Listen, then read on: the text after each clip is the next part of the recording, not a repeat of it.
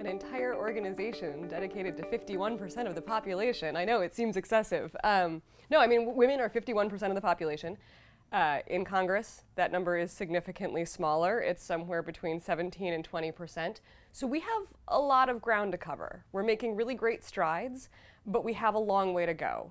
What Emily's listed was found itself 29 years ago, before any woman had been elected as a Democratic senator in her own right. 29 years ago, we had never had a woman elected as a Democratic senator. We had MTV before we had a female Democratic senator.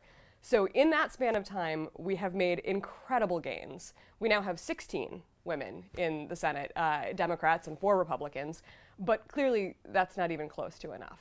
We see the impact that, that women make when they're at the table. We see the focus that they bring to policies that make lives better for women and their families. We see the diverse perspectives, and we see a better country. So absolutely, we need one organization, we need 12 organizations, we need everybody involved in this fight.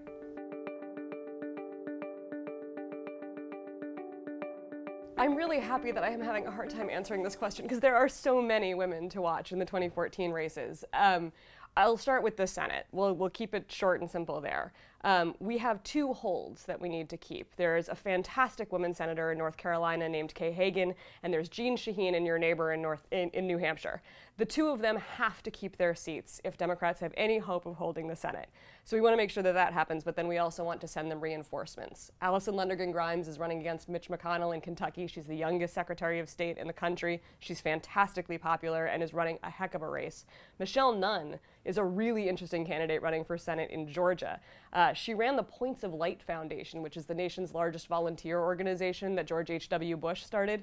She's running against a crowd of pretty extreme guys, so we're very hopeful that she's going to appeal to the kind of Georgia voter that we need to turn out in November. And then finally, Natalie Tennant is also a Secretary of State running for Senate in West Virginia. So if we can get those 2 women to stay there and send 3 more, I think we're going to see a really good 114th Congress.